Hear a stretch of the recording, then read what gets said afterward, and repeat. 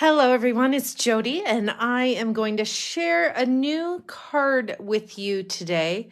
My setup is just a little bit different, so hopefully this is a good distance. We'll see when I start stamping and coloring. So the project that I am going to show you today is with the stamp set Fragrant Flowers. So this might be familiar to you because this is the stamp set, actually the bundle. There's some coordinating dies here too. But this is what I am using for my January card club. It's a brand new card club.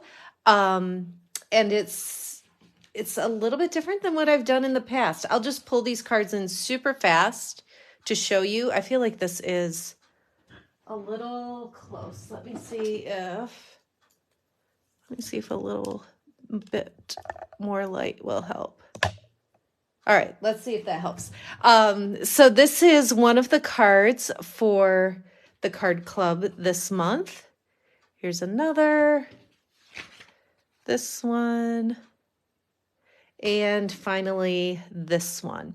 So you can see with all of these cards, I kind of have like a similar color scheme going on, and that is because in Celebration, our special promotion right now with Stampin' Up, we have this whole book full of items that you could choose for free with your $50 minimum order.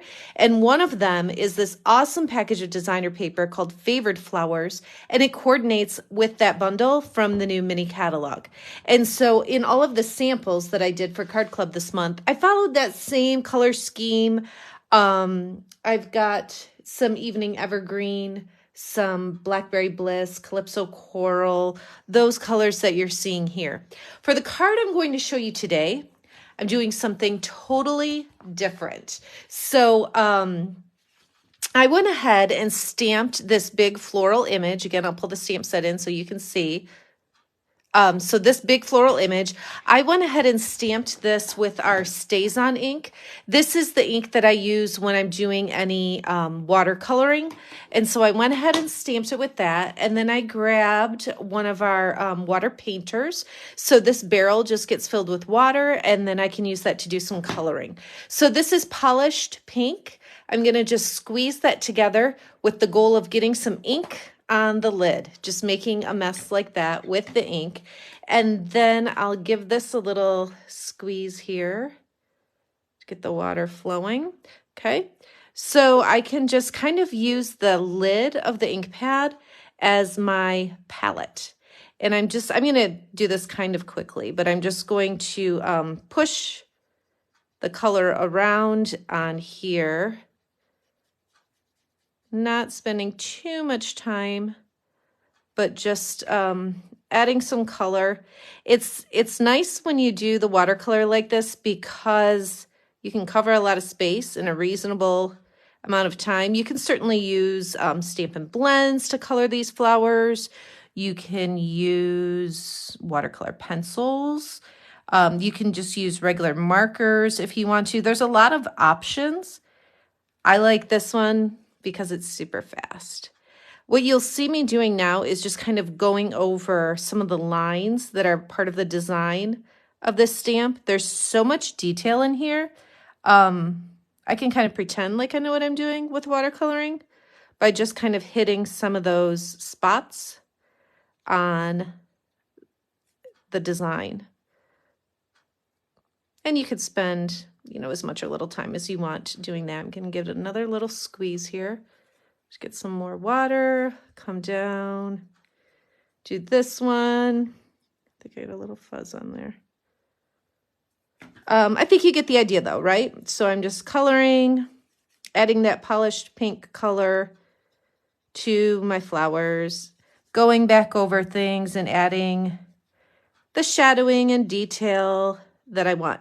Now, you see the polished pink on here. What I do is just go over here on my scrap paper, squeeze more water, and as I swipe back and forth, do you see how it's kind of clear now? My tip might be a little bit discolored, but once it's clear, then I'm good to switch my ink, use the same water painter.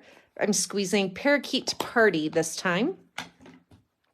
And then I can do the same thing, just give it a little squeeze, get some water in here, for my palette, and then go back and add some color on the leaves. And the same thing, you know, go back over it, over those lines that are there to give it a little highlight and emphasis.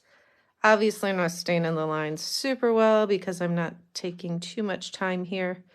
But I think you get the idea of how easy it is. And I just love the fact that I can use Polished Pink and Parakeet Party, which is a totally different look from the colors that I used for my card club this month. So if you participate in the card club and you get these products, just know that, you know, you can stamp and color with any colors you want and use it year-round in any season for any occasion. Okay, so that's just a real quick overview of coloring with the ink pad and the water painter. Just gonna swipe it a little bit till it comes out clear. What I would do next is take my die that coordinates with this stamp. I love that I've got some images or dies that cut out the images, but then I also have these frames to cut out the greetings, which is super nice. Pulling this card back in, this framelit here, die here, is part of the package, and so I can use that to cut out the greeting.